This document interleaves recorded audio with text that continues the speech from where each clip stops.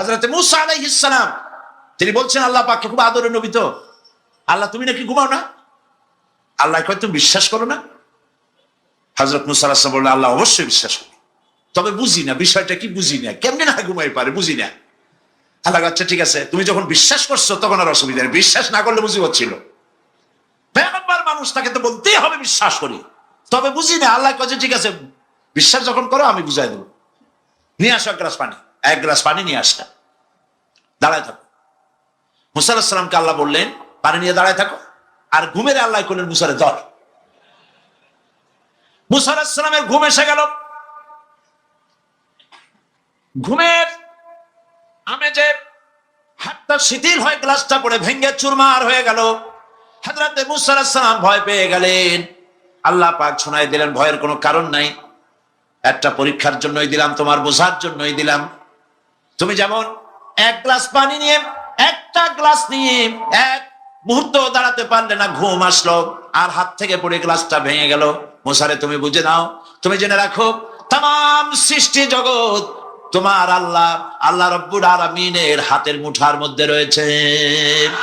আল্লাহ রব্বুল আলামিন যদি ঘুমায় যান, এই পৃথিবীর আকাশ এবং জমিনের সব ট্রাফিক কন্ট্রোল আল্লাহ পাক নিজেই করেন। যদি তিনি ঘুমায় যান, সব শেষ হয়ে যায়। বাংলাদেশে কি হচ্ছে, পৃথিবীর কোথায় কি হচ্ছে তা আল্লাহ দেখছেন না? চিল্লায় বলো দেখছেন না? সে আল্লাহ রাব্বুল আলামিন তিনি পরিষ্কার করে বলছেন, যারা নাকি মুমিন বান্দা তারা অহংকারী হয় না, ক্ষমতায় থাকুক ক্ষমতায় না থাকুক, কোন অবস্থাতেই অহংকারী হতে পারে না। আল্লাহ পাক শোনায় দিয়েছেন, যারা অহংকার করে তাদেরকে পরিষ্কার করে বলেছেন, ওয়ালা তামশি ফিল আরদি মারহান ইন্নাকা লান তাখরিকাল আরদা ওয়া লান তাবলুগাল জিবালা তুলা ওয়ালা তামশি ফিল আরদি মারহান। খবরদার, আমার জমিনের উপরে অহংকারের পথে বড় হেঁটো না। দেখছেন না কত আছে অহংকার করে হাঁটে, জমিনের উপরে জুতা পাই দিয়ে মচ মচ করে হাঁটতে থাকে। ওয়ালা তামশি ফিল আরদি মারহা ইন্নাকা লান তাখরিকাল আরদা। তুমি কি তোমার পদাঘাত দিয়ে আমার জমিনটারে ফাটাই দিতে পারবা? বলেন পারবে? যদি শক্তি থাকে দাও লাথি, তোমার ঠ্যাং ভাঙবে, মাটির কিচ্ছু। ওয়ালান তাখরিকাল আরদা মা, তুমি আমার এই জমিনটাকে ধসাই দিতে পারবে না। আর ওয়ালান তাবলুগাল জিবালা তুলা, আর পাহাড়ের উচ্চতা লাফ দিয়ে তুমি ছাড়াই যেতে পারবে না। আমার জমিনও ফাটাইতে পারবে না লাথি দিয়া, লাফ দিয়া পাহাড়ের উচ্চতাও ছাড়াইতে পারবে না। তো এত লাফাও কেন? বলবেন কম লাফাও, শক্তি কম দেখাও। আল্লাহ রাব্বুল আলামিন আবার বলেন, ওয়াইবাদুর রাহমানিল্লাযীনা ইয়ামশুনা আলাল আরদি হাওনা। আল্লাহর বান্দা যারা, সত্যিকারের বান্দা যারা, তারা দুনিয়ার বুকে বিনয়ের সাথে হাঁটে, মাথা নিচু করে বিনয়ের সাথে হাঁটে। সুবহানাল্লাহ আলহামদুলিল্লাহ। তো এই আল্লাহর প্রতি ঈমানের সবথেকে বড় লাভ হচ্ছে আত্মমর্যাদা সম্পন্ন বানায়। ঈমান তাকে বিনয় এবং বিনম্র বানায়, অহংকারী বানায় না। আর অহংকার করে তুমি যাবা কই? কদ্দুর ক্ষমতা তোমার? আল্লাহ কোরআন শরীফের বহু আয়াত দিয়ে এই কথাগুলি বলেছেন। আর এটা গেল 2। 3 নম্বরে আল্লাহর উপরে ঈমান আনার, আমি কি বলতেছি বলেন তো দেখি, ফায়দা। আল্লাহর উপরে ঈমান আনার 3 নম্বরের ফায়দা হলো, মুমিন ব্যক্তির মধ্যে বীরত্ব এবং নির্ভীক ভাব তার মধ্যে এসে যায়। সে নিজে মুজাহিদ, সে বীর, সে কাপুরুষ নয়। সুবহানাল্লাহ। আল্লাহর উপর ঈমানের কারণে বীরত্ব এবং নির্ভীকতার প্রশিক্ষণ তার মধ্যে তৈরি হয়ে যায়। কারণ মানুষের সবচেয়ে বড় ভয় হলো মৌতের। বলেন তো দেখি বড় ভয় কিসের? বলেন সবাই। আর যারা বললেন না তারা, তাদের মৌতের কোনো ভয় নেই। মৌতের ভয় আছে কিনা? আছে। কিন্তু ভয় করে যাবেন কই? ভয় তো সেইটারে করা যায় যেটাকে ভয় করে এড়ানো যায়। এখন মৃত্যুকে ভয় করে আপনি কি এড়াইতে পারবেন? পারবেন? আল্লাহ পাক বলছেন, মুমিন নির্ভীক হবে, বীরত্বে পরিপূর্ণ হবে, কাপুরুষ হবে না, মৌতের ভয়তে পালায়ে বেড়াবে না। আল্লাহ পাক বলছেন, কুল ইন্নাল মাউতাল্লাযীনা তাফিররুনা মিনহু ফাইন্নাহু মুলাকীকুম। মরণ থেকে পালাও তুমি, মরণ তোমায় লইবে ঘিরি, যদিও সুদূর আকাশ পানে, লুকাও সেথায় লাগিয়ে সিঁড়ি। এ মহারোগের চিকিৎসক নাই, নাই সে ঔষধ জগতে, খুঁজিয়া কাতর হইলে কি হবে, পারিবে না তারে ফিরাতে। মৃত্যু যখন তোমার এসে যাবে, তোমাকে মৌতের হাত থেকে কেউ রেহাই দিতে পারবে না, মৃত্যু তোমার হবেই। সুতরাং মৌত যখন হবে, তখন তাকে ভয় করে তো কোনো লাভ নাই। আর মৃত্যু কোথায় হবে, কখন হবে, আমরা কেউ জানি না। জানেন, ওয়ামা তাদরি নাফসুম বিআইয়ি আরদিন তামুত, কোন মাঠে কোন ময়দানে কখন মৌত হবে কারো জানা নাই। এই গত নভেম্বর মাসের শেষ দিকে আমি লন্ডন সফর করেছিলাম। এক ভাইয়ের কাছে শুনলাম, আমি অবাক হয়ে গেলাম। তিনি পত্রিকায় দেখে আমাকে বলেছেন, এক লোক 8 তলা বিল্ডিং এর ছাদের উপরে পড়ে গেছে। 8 তলা বিল্ডিং এর ছাদের উপর থেকে পড়িয়া তার কিচ্ছু হয়নি, হাত পাও ভাঙে নাই, মরেও নেই, খালি কিছু চামড়া টামড়া ছিঁড়ে গেছে। তাড়াতাড়ি অ্যাম্বুলেন্স আসছে, অ্যাম্বুলেন্সে তাকে নিয়ে গেছে, হসপিটালে নিয়ে যাবে চামড়াগুলো সেলাই করে দেওয়ার জন্য। অ্যাম্বুলেন্সে উঠাইয়া তাড়াতাড়ি অ্যাম্বুলেন্স আসছে। দরজা যেভাবে লাগাইছে, দরজাটা ভালোভাবে লাগে নাই। দেখেন নাই, মাইক্রোবাসে বা অ্যাম্বুলেন্সে অনেক সময় দরজা এরকম মারার পরে অনেক সময় লাগে না, যার জন্য ড্রাইভার বলে যে দরজাটা ভালো করে লাগায় নেন, ঠিক না? দরজাটা ভালো করে লাগে নাই। সামনে চলতে গিয়ে এই গাড়িটার ব্রেক কষতে হয়েছে ড্রাইভারের কোনো কারণে। যেই না ব্রেক কষেছে, আর অমনি দরজা যেটা লাগছিল না ভালো করে, দরজাটা খুলে গেল। আর রুগীটা 8 তলা কাছে পড়ছিল, ওইটা ছিল পাশে, সে ছিটকে গিয়ে রাস্তায় পড়লো। আর একটা বাস সামনের থেকে এসে মাটিতে তাকে চ্যাপটা করে দিয়ে চলে গেল। শুনিয়া আমার মুখ থেকে বেরিয়ে গেল, আল্লাহু আকবার। বলেন আল্লাহু আকবার। কি আল্লাহ পাকের কি প্রচন্ড ক্ষমতা, কি ইচ্ছা তার। মৃত্যুর জন্য সময়ও লাগবে, জায়গাও লাগবে, দুটো জিনিস এক হতে হবে। আল্লাহর যাকে যে মৃত্যু দিবেন, মৃত্যুর জন্য সময় এবং জায়গা দুটোর কম্বিনেশন হতে হবে। 8 তলা থেকে পড়বে ঠিক, কিন্তু মরবে না। আজরাইল অপেক্ষা করতেছে রাস্তায়, বাস আসবে যখন। 8 তলা থেকে পড়লো, অবিশ্বাস্য ভাবে লোকটা বেঁচে গেল। আর হসপিটালে তার যাওয়া হলো না, গাড়ির দরজা খুললো, রাস্তা দিয়ে পড়লো, আজরাইল দ্রুত তার কাম সেরে চলে গেল। সুতরাং মুমিন ব্যক্তি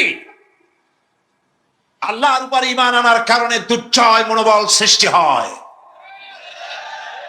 কাপুরুষ জীবনে কয়েকবার মরে। সাইকেলের টায়ার বাস্ট হয়েছে শুনে বেহুশ হয়, তারপরে ট্রাকের টায়ার বাস্ট হয়েছে শুনলে কানের তারা ফেটে যায়, বোম বাস্ট হয়েছে আওয়াজ শুনে থামার।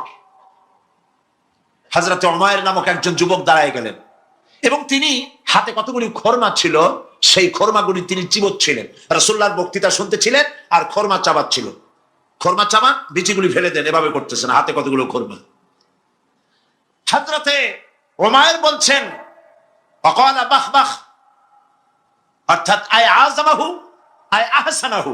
হে রাসূল, আপনি কি সুন্দর কথা বললেন। আপনার সাথে লড়াই করতে যাব কাফেরদের বিরুদ্ধে, সেই লড়াই করলে এমন বেহেশত পাবো যে বেহেশত হবে আকাশ আর জমিনের চাইতেও প্রশস্ত। তাহলে ওয়াল্লাহি হাত্তা আকুলাহুন্না ইন্নাহা লাহায়াতুন তাবিলা, তাহলে আমার হাতে যে খোরমাগুলি আছে, এই সমস্ত খোরমাগুলি খেতে গেলে কিন্তু অনেক সময় লেগে যাবে। এত সময় বেহেশতে যাওয়ার জন্য আমি তো তর সহ্য করতে পারবো না। ফারামা বিহিন্না, হাতের সব খোরমা ফালাই দিলেন, যুদ্ধে ঝাঁপায় পড়লেন। অনেকক্ষণ কাফেরদের বিরুদ্ধে লড়াই করে হযরত উমাইর শাহাদাত বরণ করলেন। রাসূলুল্লাহ তার লাশের কাছে গিয়ে আঙ্গুল দিয়ে ইশারা করে বললেন, ইন্নাকা মিন আহলিহা। উমাইর, তুমি যেই বেহেশতে যাওয়ার জন্য খোরমাগুলি খাওয়ার সময় পাচ্ছিলে না, তাড়াতাড়ি করে খোরমাগুলি হাত দিয়ে ফেলে দিয়েছিলে, আমি আল্লাহর রাসূল, আমি সাক্ষ্য দিচ্ছি, অবশ্যই আল্লাহর সেই জান্নাত তোমার জন্য অবধারিত। মুমিন ব্যক্তি সে কখনো মৃত্যুর ভয়ে উদ্দেশ্য হাসিল থেকে চুপ করে বসে থাকে না। সে ভয় করে কেবলমাত্র কাকে? সে মৃত্যুর ভয়, মৃত্যু হবেই, এবং আমার জন্যে বিশ্বাস রাখতে হবে, আমার জন্যে যদি কোনো বুলেট এর উপরে আমার নাম লেখা থাকে, পৃথিবীর সমস্ত মানুষ আমাকে পাহারা দিয়ে সেই বুলেট থেকে আমাকে রক্ষা করতে পারবে না। আর যদি কোনো বুলেটে আমার নাম লেখা না থাকে, সারা পৃথিবীর সমস্ত মানুষ বৃষ্টির মতো গুলি বর্ষণ করলেও একটি গুলিও আমাকে বিদ্ধ করতে পারবে না। এটার নাম হলো ঈমান। এটার নাম কি? এই ঈমান পেলাম কোথায়? কোথায় পেলাম? কোরআন শরীফে। কোথায় পেয়েছি? আল্লাহ রাব্বুল আলামিন বলেন, ওয়ামা হুম বিদরিনা বিহি মিন আহাদিন ইল্লা বিইজনিল্লাহ। একথা সুস্পষ্ট, আল্লাহর অনুমতি ব্যতিরেকে বান্দার কোনো ক্ষতি সাধন কেউ করতে পারে না। জোরে বলেন সুবহানাল্লাহ। কেউ কারো কোনো ক্ষতি করতে পারবে না। যেটা ক্ষতি যদি কিছু থাকে কিসমতে, ওটা তো মুকদ্দার ছিল, তকদির ছিল, সেটাই হবে, এর বাইরে কিছুই হবে না। সুতরাং মুমিন ব্যক্তি সে সাহসী হবে, সে কখনো চিন্তা করবে না মৃত্যুর ভয়ের। উদ্দেশ্য হাসিলের জন্য হয় শরীরের পতন, না হয় মন্ত্রের সাধন, ডু অর ডাই। সে আল্লাহর জন্য তার জীবন দিতে প্রস্তুত থাকবে। কারণ আল্লাহ রাব্বুল আলামিন বলেছেন, ইন্নাল্লাহা আশতারা মিনাল মুমিনিনা আনফুসাহুম ওয়া আমওয়ালাহুম বিআন্না লাহুমুল জান্নাহ। আল্লাহ পাক বলেন, আমি আমার মুমিনের জান আর মালকে আমি খরিদ করে নিয়েছি, বিনিময়ে আমার বান্দাকে আমার জান্নাত দান করে দিয়েছি। জোরে কোন সুবহানাল্লাহ। মুমিনের জান আর মালকে নিয়েছেন, বিনিময় কি দিবেন? জান্নাত দান করে দিবেন। এটা হলো মুমিনদের আল্লাহর প্রতি ঈমান আনার জন্য 3 নম্বরের কোয়ালিটি। ৪র্থ নম্বরে আল্লাহর উপর ঈমান আনলে 4 নম্বরের যে ফায়দাটা, সে ফায়দা হচ্ছে আশাবাদ এবং মানসিক প্রশান্তি। আল্লাহর প্রতি একটা নির্ভরতা এবং আশার সৃষ্টি হয়ে যায়। সে কখনো নিরাশ হয় না। কারণ একটা মানুষ পাপ করলো, চুরি করেছে, ডাকাতি করেছে, জেনা করেছে, হত্যা করেছে, শয়তানি করেছে, বদমাশি করেছে, সব করেছে। এখন শয়তান তাকে ওয়াসওয়াসা দিতে পারে। সেই জন্য আল্লাহ রাব্বুল আলামিন বলেছেন, লা তাকনাতু মির রাহমাতিল্লাহ। বান্দারে, আমার রহমত থেকে নিরাশ হয়ে যেও না। আল্লাহর রহমত। বান্দা, তোমার গুনাহ কতটুকু? তোমার গুনাহ যদি হয় পাহাড় সমান, আমার রহমত আকাশ সমান। তোমার গুনাহ যদি হয়ে যায় আকাশ সমান, তাহলে আমার রহমত আমার আরশে আজিমকে ছাড়াই গেছে। সুবহানাল্লাহ, সুবহানাল্লাহ বলুন। সুতরাং মুমিন বান্দার এই আশা থাকে। গুনাহ মানুষে করেই, গুনাহ করা স্বাভাবিক। আল্লাহ পাক বলেছেন, যে ব্যক্তি গুনাহ করে আর এরপরে আমার কাছে মাপ চায়, আমি তাকে ক্ষমা করে দেই, মাফ করে দিই। সুবহানাল্লাহ। সুতরাং ইমানদার লোকদের আশা হয়। দুরারোগ্য ব্যাধি তাকে ধরেছে, সে হতাশ হবে না। মরে যাওয়ার জন্য প্রতীক্ষায় সে সময় গুনবে না, বরং তার মনের মধ্যে আশার সঞ্চার হবে। আমার রোগ আল্লাহ ভালো করে দিতে পারেন না? আমাদের জাতির পিতা কি নাম কি? হযরত ইব্রাহিম আলাইহিস সালাম। কোরআন শরীফের ভিতরে তার কথা আল্লাহ পাক কোট করে দিয়েছেন। আমাদের জাতির পিতা হযরত ইব্রাহিম আলাইহিস সালাম বলেছেন, আল্লাযী খালাকানি ফাহুয়া ইয়াহদিন। আল্লাহ, তিনি আমাকে সৃষ্টি করেছেন, তিনি আমাকে রাস্তা দেখান। ওয়াল্লাযী হুয়া ইউতঈমুনি ওয়া ইয়াসকিন। আর আমি যখন ক্ষুধার্ত হই, তিনি আমাকে খাওয়ান, যখন তৃষ্ণার্ত হই, তিনি আমাকে পান করান। ওয়া ইযা মারিতু ফাহুয়া ইয়াশফিন। আর যখন আমি অসুস্থ হই, রোগাক্রান্ত হই, আল্লাহ রাব্বুল আলামিন তখন আমাকে রোগ মুক্ত করে দেন। সুবহানাল্লাহ। আমার অসুখ হলে কে রোগ মুক্ত করেন? সুতরাং দীর্ঘস্থায়ী কোন রোগ হয়েছে, মুমিন হতাশ হবে না। মুমিন হতাশ হবে না। হতাশ হয় কেবলমাত্র কাফের। হতাশ হয় কে?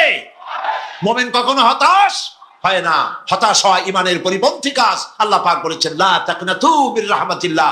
আমার রহমত থেকে মায়ুস হয়ো না। দেখেন হযরত আইয়ুব আলাইহিস সালামের কত বড় রোগ হয়েছে, শরীর পোকায় ধরেছে, জর্জরিত হয়েছে, দুর্গন্ধ হয়েছে, গ্রামের লোকেরা তাকে বের করে দিয়েছে, স্ত্রী পুত্র পরিজন সব চলে গিয়েছে। এমনকি জিহ্বায় যখন পোকা ধরল, হযরত আইয়ুব আলাইহিস সালাম আল্লাহ রাব্বুল আলামিনের দরবারে ফরিয়াদ করলেন, আন্নী মাসসানিয়াদ-দুররু ওয়া আনতা আরহামুর রাহিমিন। আয় আল্লাহ, আমি অসুস্থ হয়ে পড়েছি, আমি রোগাক্রান্ত হয়েছি, আর তোমার নাম রহমান রহিম, তুমি আমাকে রোগ মুক্ত করো। হযরত আইয়ুব আলাইহিস সালাম আল্লাহর দরবারে ফরিয়াদ করলেন রব্বুল আলামিন, সারা শরীরে পোকায় জর্জরিত হয়ে গেছে, এখন আমার জিহ্বায় পোকা ধরেছে, মাবুদ গো আমি তোমার কাছে ফরিয়াদ করি আমার জিহ্বায় পোকা দিও না, কারণ জিহ্বাটাও যদি নষ্ট হয়ে যায় তাহলে তোমার মতো আল্লাহর জিকির আমি কি দিয়া করব। হযরত আইয়ুব আলাইহিস সালাম আল্লাহ পাকের কাছে যখন এ ধরনের ফরিয়াদ জানালেন, রব্বুল আলামিন তাকে তার রোগ মুক্ত করে দিলেন, তার স্ত্রী পুত্র সব আল্লাহ রব্বুল আলামিন ফিরাইয়া দিলেন। সুবহানাল্লাহ। সুতরাং মুমিন ব্যক্তি, কোরআন শরীফে সব আছে, কোরআনের মতো শ্রেষ্ঠ ওয়াজের কিতাব পৃথিবীতে আর শুধু বোঝার দরকার। বিপদে যত বড় বিপদ আসুক, কোন বিপদে মুমিন ধৈর্য হারাবে না। হযরত ইয়াকুব আলাইহিস সালামের ছেলে ইউসুফ আলাইহিস সালামকে যখন তিনি হারায় ফেললেন, তিনি অধৈর্য হয়ে গেছিলেন নাকি? অধৈর্য হন নাই। কারণ আমি আমার বক্তৃতার সূচনায় বলেছি, আমরা কল্যাণ বুঝি না, অকল্যাণও বুঝি না। কোন বিপদ আসলে পরে আমরা হয়রান হয়ে যাই, কিন্তু বিপদের মধ্যে কল্যাণ আছে আমরা তা বুঝতে পারি না। কথা বুঝে আসছে? হযরত ইউসুফ আলাইহিস সালামকে কুয়ার ভিতরে ফেলে দেওয়া হলো। 11 ভাই মনে করেছে কুয়ার ভিতরে ফেলে দিয়া ইউসুফ আলাইহিস সালামকে মেরে ফেললাম, কিন্তু তারা বোঝে নাই আসল কামটা কি হয়েছে। এটা তো কুয়া নয়, এটা একটা টানেল, এটা একটা সুড়ঙ্গ। একদিকে কেনান হলো তার এক মুখ, ওই সুড়ঙ্গের এক মুখ হলো কেনানের। কেনান ইউসুফ আলাইহিস সালামকে ফেলে দেওয়া হলো কুয়ার ভিতরে মারার জন্যে, কিন্তু আল্লাহ পাকের ইচ্ছা ইউসুফ আলাইহিস সালাম মরবে না। এই টানেলের অপর প্রান্ত মিশরের সিংহাসনের টানেলের এপার দিয়া ইউসুফ আলাইহিস সালামকে ঢুকালেন, অপর প্রান্তে মিশরের সিংহাসনে ইউসুফকে আল্লাহ বসায়া দিলেন। হযরত ইয়াকুব ছেলের জন্য অধৈর্য হলেন না। যখন তিনি খবর পেলেন ছেলে বাঘে খেয়ে ফেলেছে, তিনি তখন বলেছেন ফাসাবরুন জামিলুন আসাল্লাহু আইয়াতিয়ানি বিহিম জামিআ ইন্নাহু হুয়াল আলিমুল হাকীম। ফাসাবরুন জামিল, আমি উত্তম ভাবে ধৈর্য ধারণ করলাম, এবং আমি বিশ্বাস করি আল্লাহ রাব্বুল আলামিন আমার হারানো সবকিছু আমাকে ফিরিয়ে দিবেন। বহু বছর পর যখন হযরত ইউসুফ আলাইহিস সালাম প্রেসিডেন্ট হয়েছেন মিশরের, 11 ভাই গেল সেখানে সাহায্য আনার জন্য। সেই ঘটনা তো শোনাবো না, এমনি বলে যাচ্ছি। এরপরে তিনি তাদেরকে পরিচয় দিলেন, ওরা ভয় পেয়ে গেল। তিনি বললেন ভয়ের কোনো কারণ নাই, লা তাসরিবা আলাইকুমুল ইয়াউম, আজকে আমি কোনো প্রতিশোধ তোমাদের নেব না। সুবহানাল্লাহ। এর নাম পয়গম্বর, এর নাম কি? আল্লাহর নবী। আমি আজকে কোনো প্রতিশোধ তোমাদের নেব না, তোমরা যাও। পিতার অবস্থা তিনি জানলেন, কাঁদতে কাঁদতে পিতার চোখ দুটো নষ্ট হয়ে গেছে। ইয়াকুব আলাইহিস সালাম, হযরত ইউসুফ আলাইহিস সালাম বললেন যাও। নিজের জামাটা খুললেন, গায়ের জামা খুলে বললেন ভাইরা আমার এই জামা নিয়ে যাও, আর আমার আব্বার চোখের উপরে এই জামাটা রেখে দিও। ছেলেরা যখন হযরত ইউসুফ আলাইহিস সালামের জামা নিয়ে মিশর থেকে রওনা করেছে, গল্প নয়, উপন্যাস নয়, আল্লাহ পাক এই কোরআন শরীফে সূরা ইউসুফে বলেছেন জামা নিয়ে মিশর থেকে রওনা করেছেন। কোথায় মিশর আর কোথায় কেনান? কেনানে বসে হযরত ইয়াকুব আলাইহিস সালাম বলছেন, তোমরা যদি আমাকে মতিভ্রম পাগল যদি মনে না করো, তাহলে একটা কথা বলি, আমার নাকে এখন আমি ইউসুফের গন্ধ পেতেছি। তোমরা যদি আমাকে মতিভ্রম না করো, তাহলে আমি বলি আমি কিন্তু ইউসুফের গন্ধ পেতেছি। সুবহানাল্লাহ। হযরত ইউসুফ আলাইহিস সালামের জামা এনে ভাইরা যখন হযরত ইউসুফের চোখের উপরে রেখে দিলেন, হযরত ইয়াকুবের দুটো চোখ সাথে সাথে আল্লাহ ভালো করে দিলেন। ফাসাবরুন জামিল, ধৈর্য ধরো। ঈমানদার ব্যক্তি আশার উপরে তার জীবন বাঁচে, কারণ যত বড় বিপদ আসুক না কেন আশ্রয় পাওয়ার একটা জায়গা আছে, তার নাম হলো আল্লাহ। নাম কি? বলেন আল্লাহ। সবাই বলেন আল্লাহ আল্লাহ আল্লাহ আল্লাহ। হযরত ইউনূস আলাইহিস সালাম মাছটাকে গিলে ফেলে দিল, মাছটাকে গিলে মাটির অতল তলদেশে চলে গেছে। এত বড় বিপদ পৃথিবীর কোন মানুষের হতে পারে নাকি? বলেন, কি বলেন? মাছের পেটের ভিতরে জানালা নাই, দরজা নাই, বেরোবার কোনো পথ নাই, মাছ গেছে পানির অতল তলদেশ। আল্লাহ পাক কোরআন শরীফের ভিতরে মানুষকে শোনান, আল্লাহ ওয়াজ করছে। সুবহানাল্লাহ বলেন। আল্লাহ পৃথিবীর মানুষকে ওয়াজ করছেন, দুনিয়ার মানুষকে শোনান। আমার ইউনূস তো ধৈর্য হারা হয় নাই। ওয়াজান্নুন ইয যাহাবা মুগাদিবান ফাযান্না আন লান নাকদিরা আলাইহি ফানাদা ফিয যুলুমাতি আন লা ইলাহা ইল্লা আনতা সুবহানাকা ইন্নী কুনতু মিনাজ জালিমিন। ফানাদা ফিয যুলুমাত, জমায়ে কাসির, ত্রিবিধ অন্ধকারের ভেতর থেকে হযরত ইউনূস আলাইহিস সালাম চিৎকার মারলেন। মাছের পেটের অন্ধকার, পানির অন্ধকার, রাতের অন্ধকার, ত্রিবিধ অন্ধকারের ভেতর দিয়ে মাছের পেটের মধ্য দিয়ে ইউনূস আলাইহিস সালাম চিৎকার মারলেন। অধৈর্য হন নাই, হার্ট ফেল করেন নাই। তিনি বলছেন, পড়েন আমার সাথে, লা ইলাহা ইল্লা আনতা সুবহানাকা ইন্নী কুনতু মিনাজ জালিমিন। তুমি ছাড়া কোনো ইলাহ নাই, কোনো পোষ্য নাই, মাবুদ নাই। তোমার পবিত্রতা ঘোষণা করছি, আমি জালিমদের অন্তর্ভুক্ত হয়ে গেছি। ইউনূস আলাইহিস সালাম যখন কাঁদতেছিলেন, আল্লাহ রাব্বুল আলামিন সেই কান্না শুনেছিলেন কিনা বলেন? শুনছিলেন কিনা? শুনতে পেয়েছিলেন কিনা? মানে আল্লাহ রাব্বুল আলামিন এইভাবে করে মানুষের রুবুবিয়তটা, আল্লাহ পাকের রুবুবিয়ত হচ্ছে তিনি মানুষকে সুন্দর করে সৃষ্টি করে যা কিছু প্রয়োজন সবকিছু খাওয়াচ্ছেন, দিচ্ছেন। সে আল্লাহ পাক প্রশ্ন করছেন, কুল মান ইয়ারযুকুকুম মিনাস সামাই ওয়াল আরদ আম্মান ইয়ামলিকুস সামআ ওয়াল আবসারা ওয়া মান ইয়াখরুজুল হাইয়্যা মিনাল মাইয়িতি ওয়া ইউখরিজুল মাইয়িতা মিনাল হাইয়্য। আকাশের প্রশস্ত বুক থেকে এবং জমিনের এই প্রশস্ত বুক থেকে কে রিজিক, তোমাদের খাদ্যকে উৎপাদন করে? কে নির্জীব থেকে সজীবকে বের করেন? আর কে সজীবকে নির্জীবে পরিণত করেন? তিনি কে? তিনি হচ্ছেন আল্লাহ পাক। আল্লাহ পাক বলছে, এই প্রশ্ন যদি তাদেরকে করা হয় তো তারা কি বলবে? আল্লাহ পাক বলেন, ওয়ামান ইউদাব্বিরুল আমরা ফাসায়াকুলুনা আল্লাহ ফাকুল আফালা তাত্তাকুন। হে নবী, এদেরকে প্রশ্ন করুন। এদেরকে যদি প্রশ্ন করা হয় এই পৃথিবীর সুন্দর পরিচালনা পদ্ধতি কে করেন, তাহলে তারা এক কথায় বলবে, নিজের থেকেই বলবে আল্লাহ। কে করছেন? সবকিছু আল্লাহ। আল্লাহ পাক বলেন, নবী তাহলে তাদেরকে বলেন, এ কথা জানার পর, এ কথা বোঝার পরেও কেন তারা ঔদাসীন্যতা দেখাচ্ছে? কেন তারা গাফিল হয়ে যাচ্ছে? কেন তারা আল্লাহ পাককে ভয় করে তার পথের অনুসারী হচ্ছে না? যে আল্লাহ রাব্বুল আলামিন এত কিছু করছেন, তিনি তার পরিচয় সম্পর্কে বলে দিচ্ছেন, ফাযালিকুমুল্লাহু রাব্বুকুমুল হক ফামাযা বা'দাল হক ইল্লাদ দালাল। নিশ্চয়ই এসবের মূলে রয়েছেন তোমাদের রব, আমাদের আল্লাহ, আমাদের রব। সুতরাং উজ্জ্বল সত্য প্রকাশিত হওয়ার পর গোমরাহি ছাড়া আর কিছুই বাকি থাকে না। সুতরাং যারা সত্যের পথের অনুসরণ করতে চায়, রবকে চিনতে হবে, আল্লাহ পাককে জানতে হবে এবং তাকে অনুসরণ করতে হবে, তাকে রব হিসাবে চিনতে হবে। আমার বন্ধুগণ, এটা হচ্ছে সেই রুবুবিয়ত ইলাহি যার দিকে হযরত মূসা আলাইহিস সালাম ইঙ্গিত করেছিলেন ফিরআউন যখন তাকে প্রশ্ন করেছিলেন, ফামান রাব্বুকুমা ইয়া মূসা। হে মূসা, তোমাদের দুজনের রব কে?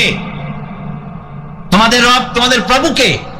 তিনি জবাব দিলেন, রব্বুনাল্লাযী আ'তা কুল্লা শাইইন খালকাহু সুম্মা হাদা। রব হচ্ছেন আমাদের তিনি, যিনি নাকি আমাদের প্রতিপালক, আমাদেরকে সৃষ্টি করেছেন এবং আমাদেরকে হেদায়েত দিয়েছেন, সঠিক পথের দিশা দিয়েছেন।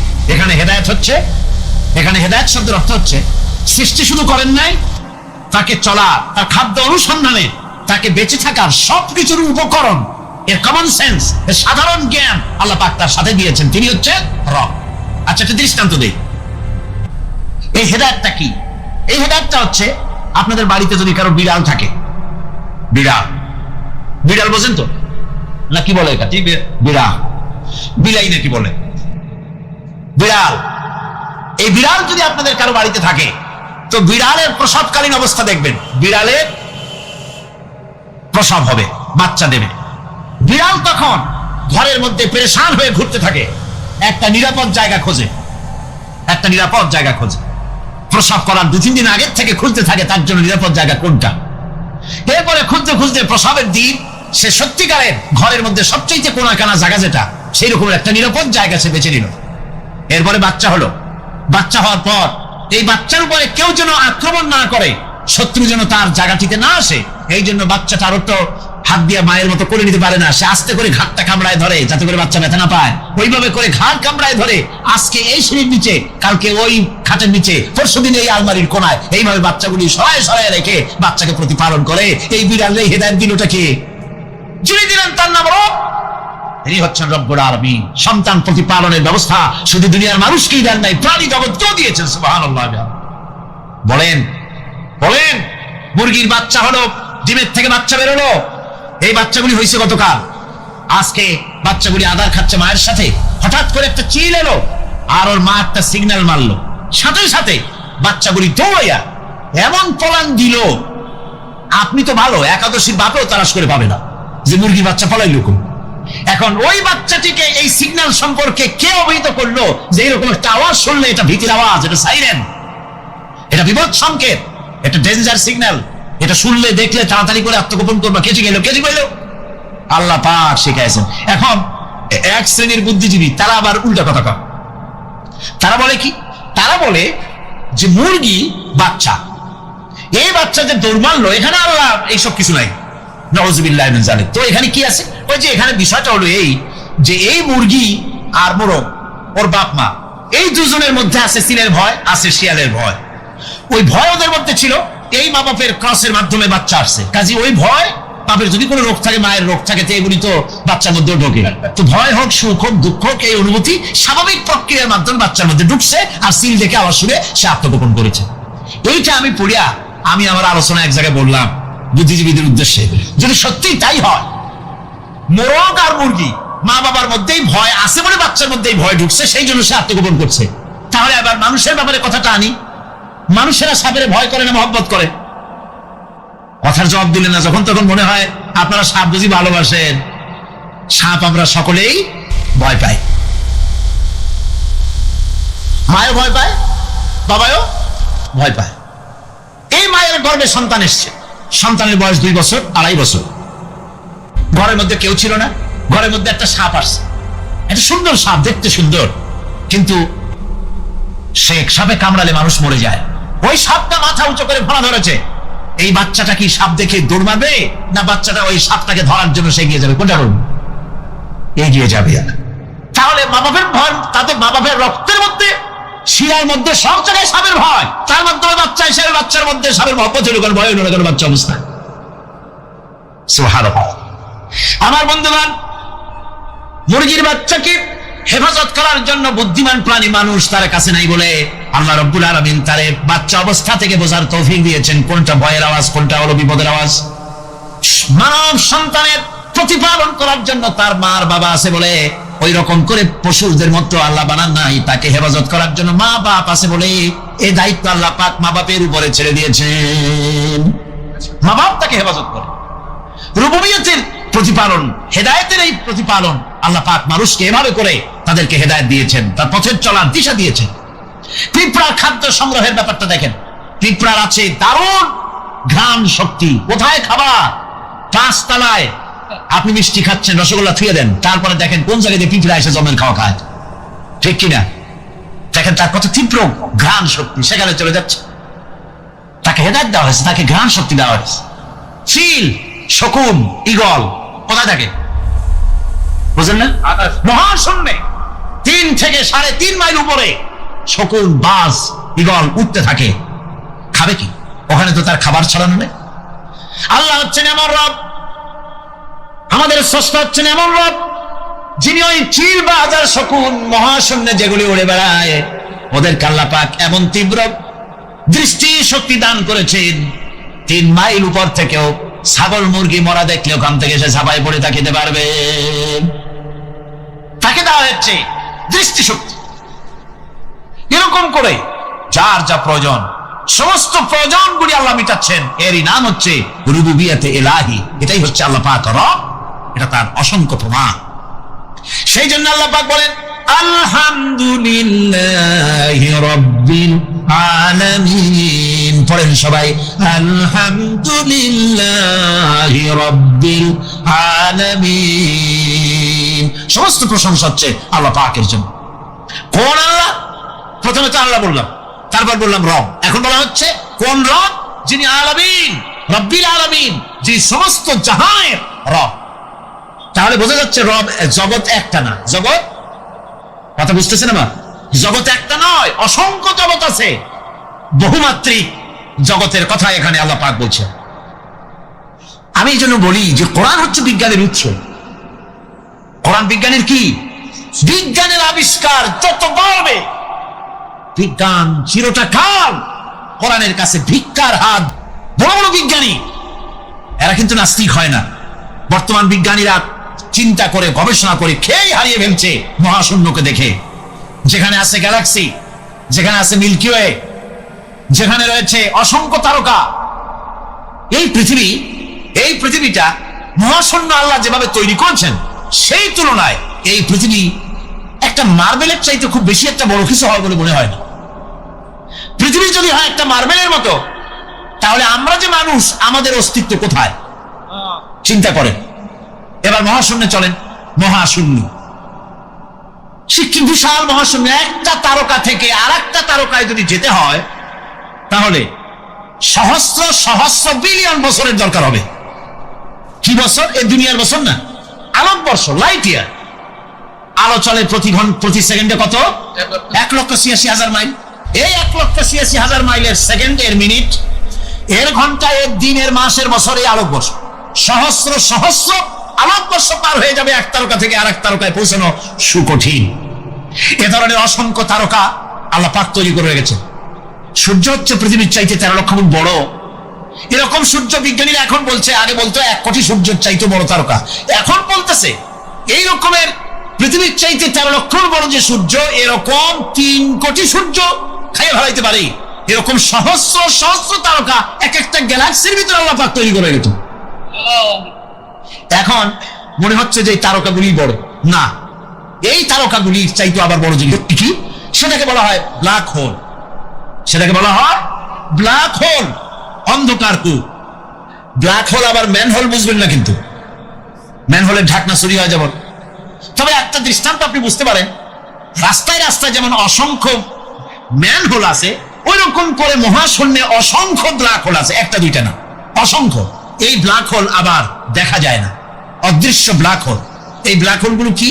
এগুলি কোরআনে কারিমের মধ্যে আল্লাহ পাক বলেছেন ফালা উকসিমু বিমাওয়াকিন নুজুম, ফালা উকসিমু বিমাওয়াকিন নুজুম, শপথ সেই পতনের স্থানের যেখানে নক্ষত্র সমূহ ধ্বংস হয়ে যায়, ধ্বংসপ্রাপ্ত হয়, কসম সেই স্থান সময়ের। সুবহানাল্লাহ। এই অন্ধকার কূপের, এই অন্ধকূপের কসম করছেন আল্লাহ পাক। সেই অন্ধকূপটা কি? সেই ব্ল্যাক হোলটা কি? সেই ব্ল্যাক হোল হচ্ছে ওই যে তারকার কথা বললাম, যে সূর্য খাইতে পারে, 3 কোটি সূর্য খাইতে পারে, এই রকমের তারকাগুলি ঘুরতে ঘুরতে কোন এক কারণে যখন সে ব্ল্যাক হোলের রেঞ্জের মধ্যে এসে যায়, তখন ব্ল্যাক হোল ওকে এমন ভাবে চুষে হজম করে ফেলে যেমন বাচ্চা চকলেট চুষা খাইয়া ফেলায়। এরকম ব্ল্যাক হোল গুলি অত বড় তারকাগুলি খাইয়া চুষা শেষ করে ফেলে দেয়। সুবহানাল্লাহ বিহামদিহি। বিজ্ঞানীরা বলেছেন আমাদের এই পৃথিবীটা, আল্লাহ না করুন কখনো, আমাদের এই পৃথিবীটা যদি কোনো ব্ল্যাক হোলের আওতায় পড়ে, ওর রেঞ্জে আসে, তাহলে মাত্র 2 সেন্টিমিটারের মধ্যে পৃথিবীটা তার ঘনত্ব লাভ করে ব্ল্যাক হোলের মধ্যে অদৃশ্য হয়ে যাবে, হারায় যাবে, অস্তিত্ব থাকবে না। আল্লাহ পাক, আশ্চর্য লাগে আমার বিজ্ঞানের বইপত্র যখন পড়ি, আমার কাছে আশ্চর্য লাগে 1400 বছর আগে নবী কোন বিজ্ঞানাগারে পড়াশোনা করেন নাই, কোন সায়েন্স দিয়ে রিসার্চ করেন নাই। সেই নবীর মুখ থেকে এমন বিজ্ঞানময় কোরআন আল্লাহ বের করালেন, যা আজকের পৃথিবীর মডার্ন যুগের বিজ্ঞানীরা কোরআনের কাছে এতিম হয়ে দাঁড়ায় আছে। পৃথিবীর কোন বিজ্ঞানী বলতে পারবে না যে কোরআনে কারিমের অমুক আয়াতটা আনসাইন্টিফিক, এটা হাদিস আমাদের বিজ্ঞানের সাথে মিল খায় না, এমন কথা বলতে পারবে না। বরং কোরআন সার্টিফাই করবে তোমার এই বক্তব্য, তোমার এই থিওরি মোস্ট আনসাইন্টিফিক। কোরআন বলবে, ওরা বলতে পারবে না যে আয়াতটা আনসাইন্টিফিক। সুতরাং কোরআন হচ্ছে মহান বিজ্ঞানময়, কোরআন হচ্ছে আল্লাহ পাকের দেওয়া এক মহান বিধান, যে কোরআনের কারণে আল্লাহ পাক আমাদেরকে হেদায়েত দান করেছেন। সুতরাং এই কোরআন হচ্ছে, কোরআনের মধ্যে যা আছে, গোটা কোরআনে যা আছে সব সূরা ফাতিহায় আছে। সুবহানাল্লাহ।